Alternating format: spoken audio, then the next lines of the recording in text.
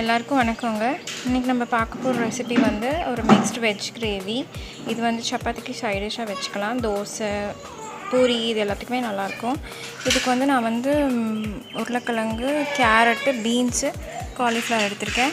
இப்போ இது எல்லாத்தையும் சாப் பண்ணிவிட்டு பார்க்கலாம். நான் ஒரு கேரட் மட்டும் சாப் பண்ணியிருக்கேன், மீதி சாப் பண்ணிவிட்டு உங்களுக்கு காமிக்கிறேன். ஸோ நான் வெஜிடபிள்ஸ்லாம் சாப் பண்ணிட்டேன். கேரட், பீன்ஸு, காலிஃப்ளவர் வந்து லைட்டாக பாயிலிங் வாட்டரில் போட்டு பிளான்ச் பண்ணி எடுத்திருக்கேன். அதே மாதிரி ஒரு உருளைக்கிழங்கு இது வந்து கட் பண்ணி தண்ணியில் போட்டு வச்சுருக்கேன், ஏன்னா கலர் மாறிடும்னு சொல்லுவாங்க. ஸோ அதுக்கப்புறம் ஆனியன்ஸ்லாம் தோல் உரிச்சு வச்சுருக்கேன். இதை நம்ம ரஃபாக சாப் பண்ணிக்கலாம். அப்புறம் 3 தக்காளி எடுத்திருக்கேன். நம்ம வந்து வதக்கி விட்டு அரைச்சி தான் நம்ம வந்து கிரேவி செய்ய போகிறோம். அதே மாதிரி வெஜிடபிள்ஸும் பார்பாயில் பண்ணிக்கலாம். குக்கரில் வந்து ஒரு டேபிள் ஸ்பூன் எண்ணெய் விட்டுட்டு லைட்டாக தண்ணி தெளித்து இந்த வெஜிடபிள்ஸ்லாம் உள்ளார போட்டு ஒரு விசில் விட்டோன்னா அது வந்து பாதி வெந்துடும். நமக்கு அந்த மாதிரி இருந்தால் போதும், மீதி வந்து கிரேவியில் வந்து வெந்துக்கும். இப்போ நம்ம வந்து இந்த ஆனியன்ஸ் கட் பண்ணிவிட்டு பார்க்கலாம். ஸோ வெங்காயம் வெட்டியாச்சுங்க. அதே மாதிரி தக்காளியும் நறுக்கி வச்சாச்சு. இப்போ நம்ம வந்து வெஜிடபிள்ஸ் வந்து குக்கரில் போட்டு பாயில் பண்ணி எடுத்துடலாம். இதுக்கு வந்து குக்கர் ஒன்று எடுத்துக்கோங்க. ஃபஸ்ட்டு வெஜிடபிள்ஸ்லாம் போட்டுக்கலாம்.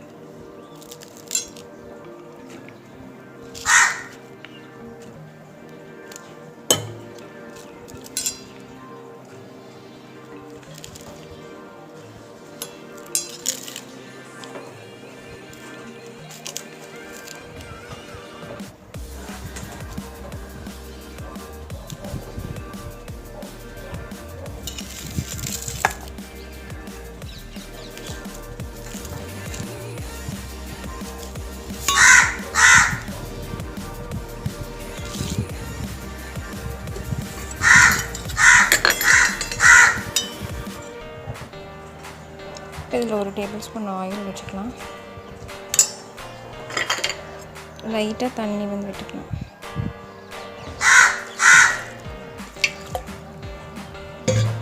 இப்போ இது நம்ம வந்து மூடி போட்டு ஒரு விசில் விட்டு எடுத்துக்கலாம். ஸோ இந்த பக்கம் இது வந்து குக்கரில் வந்து வெஜிடபிள்ஸ்லாம் போட்டு வேக வச்சுருக்கேன். ஒரு விசில் 2 விசில் விட்டு எடுத்துக்கலாம். அதே மாதிரி இந்த சைடு வந்து ஆனியன், டொமேட்டோலாம் போட்டு நம்ம வதக்கி எடுத்துக்கலாம். இதுக்கு வந்து ஒரு பேன் வச்சு இதில் வந்து 2 டேபிள் ஸ்பூன் எண்ணெய் விட்டுருக்கேன். இப்போ வந்து இதில் வந்து நம்ம சாப் பண்ணி வச்சு ஆனியனை போட்டுடலாம். நான் வந்து 4 சைஸ் பெரிய வெங்காயம் எடுத்திருக்கேன். பெரிய சைஸ் வெங்காயம் எடுத்திருக்கேன். அதுக்கு வந்து 3 தக்காளி எடுத்திருக்கேன். நான் வந்து ஒரு 8 பேர் சாப்பிட்ற அளவுக்கு இருக்கும் இந்த கிரேவி. கொஞ்சம் நிறையா பெரிய அமௌண்ட்டில் தான் நான் செய்கிறேன்.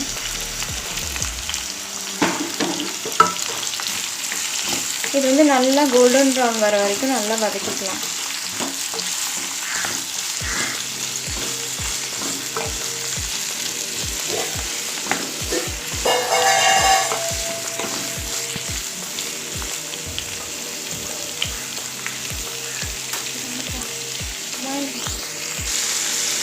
இது வந்து லைட்டாக சால்ட் ஆட் பண்ணிக்கலாம்.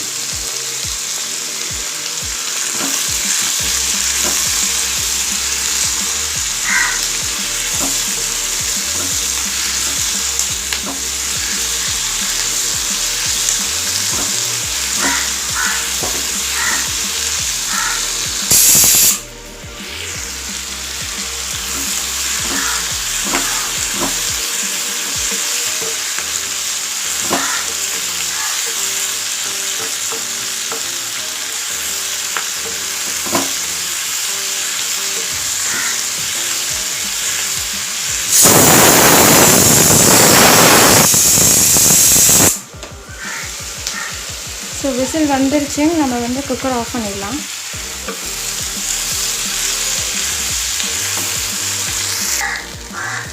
இப்போ இந்த நல்லா ரோஸ்ட் ஆகிடுச்சு. இது வந்து கேஷ்யூ நட் ஒரு 10 கேஷ்யூ நட் போட்டுக்கலாம். கிரேவி கொஞ்சம் ரிச்சாக இருக்கும் அதனால். அப்புறம் இஞ்சி பூண்டு ஆட் பண்ணிக்கலாம். இஞ்சி பூண்டு பேஸ்ட் ஆட் பண்ணிக்கலாம்.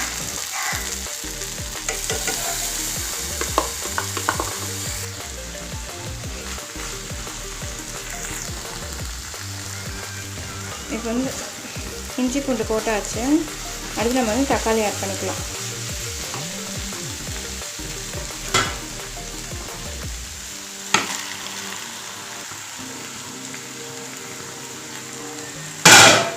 தக்காளி ஆட் பண்ணிவிட்டு லைட்டாக சால்ட் போட்டு இது நல்லா மசிஞ்சு வரணும். அந்தளவுக்கு வெந்து வந்துச்சுன்னா கடைசியாக ஆஃப் பண்ணும்போது தேங்காய் போட்டு ஆஃப் பண்ணி எடுத்துக்கலாம். தேங்காய் இதுக்கு வந்து ஒரு 1/4 மூடி தேங்காய் போட்டிங்கன்னா கரெக்டாக இருக்கும். இது வெந்ததுக்கப்புறம் பார்க்கலாம் எப்படி வெந்து வருது, எந்த ஸ்டேஜில் இதை ஆஃப் பண்ணணுன்னு நான் காமிக்கிறேன். இது கொஞ்ச நேரம் சிம்மில் வச்சு லிட்டு போட்டு ஆஃப் பண்ணணும். தேவையான அளவு சால்ட் கொஞ்சமாக போட்டுக்கிறேன். ஏன்னா நம்ம வெங்காயம் வதக்கிறதுக்கு உப்பு போட்டிருக்கோம். ஸோ இதுக்கு தேவையானது கொஞ்சோண்டு போட்டு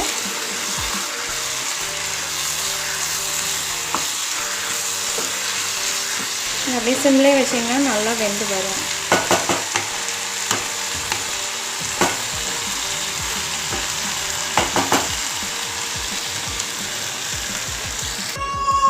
இது லிட்டு போட்டு சிம்மில் வச்சு வெந்ததுக்கப்புறம் பார்க்கலாம்.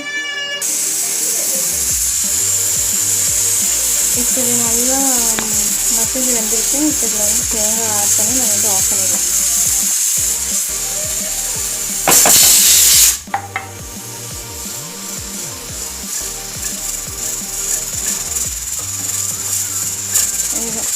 இது ஆறுனதுக்கப்புறம் அரைச்சி நம்ம வந்து கிரேவி செய்ய ஆரம்பிக்கலாம்.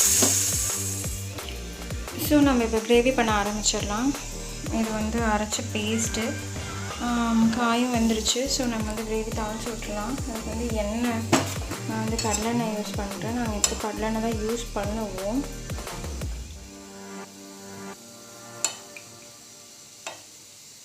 எண்ணெய் ஒரு 1.5 டேபிள் ஸ்பூன் ஊற்றிக்கலாம். இதில் வந்து நான் வந்து இலை 2 நாளாக பிச்சு வச்சுருக்கேன். அதுக்கப்புறம் கல்பாசி 1 எடுத்திருக்கேன். கிராம்பு ஒரு 5-6, ஏலக்காய் 3, பட்டை 2 பட்டை எடுத்திருக்கேன். தாளிக்க பிச்சு போட்டுடலாம்.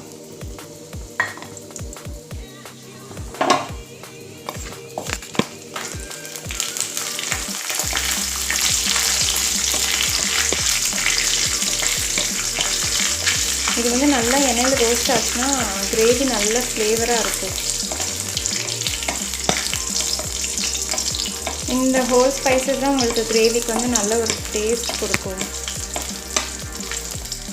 இப்போ நம்ம வந்து அரைச்ச பேஸ்ட் ஊற்றிக்கலாம்.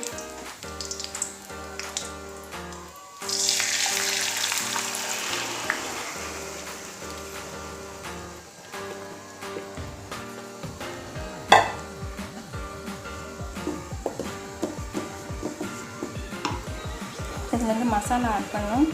நான் வந்து எல்லாமே இதில் போட்டு வச்சுருக்கேன். மஞ்சள்தூள் வந்து 1/4 டீஸ்பூன், மிளகாத்தூள் 1 டீஸ்பூன், அதுக்கப்புறம் உங்கள் காரத்துக்கு ஏற்ற மாதிரி போட்டுக்கலாம். அப்புறம் மல்லித்தூள், கொத்தமல்லி தூள் நான் வந்து 2 டேபிள் ஸ்பூன் எடுத்திருக்கேன். அதுக்கப்புறம் உப்பு தேவையான அளவு, அதுக்கப்புறம் சீரகத்தூள் ஒரு 1/4 டீஸ்பூன், கரம் மசாலா 1 டீஸ்பூன், இதெல்லாமே எடுத்து ஒன்றா கொட்டி வச்சுருக்கேன். இப்போ இந்த ஸ்பைசஸ்லாம் ஆட் பண்ணிக்கலாம்.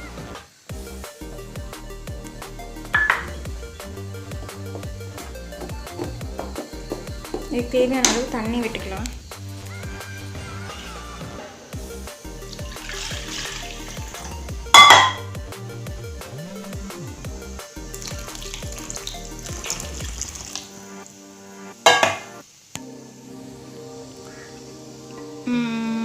தண்ணிலாம் விட்டு நல்லா கலந்து விட்டுட்டு இப்போ இந்த பாயில் பண்ண வெஜிடபிள்ஸ் ஆட் பண்ணிக்கலாம்.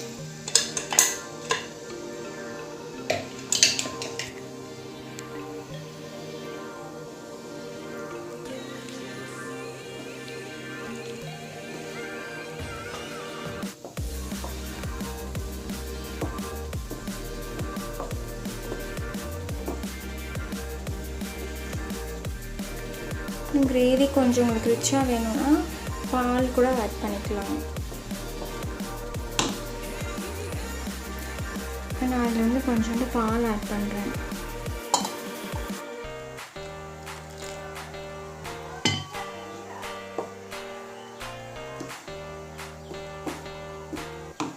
அப்புறம் 1 டீஸ்பூன் சர்க்கரை ஆட் பண்ணிங்கன்னா உங்களுக்கு கொஞ்சம் டேஸ்ட் எல்லாம் பேலன்ஸ்டாக காமிக்கும்.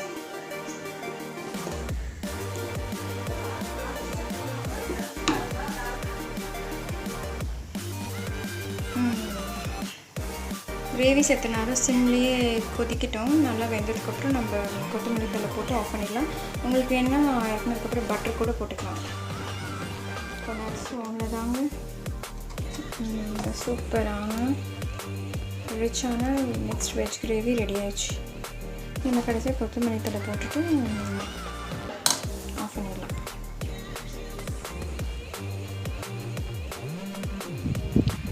ஸோ நம்ம கிரேவி ரெடி ஆயிடுச்சு. கொத்தமல்லி தழை போட்டு ஆஃப் பண்ணியாச்சு.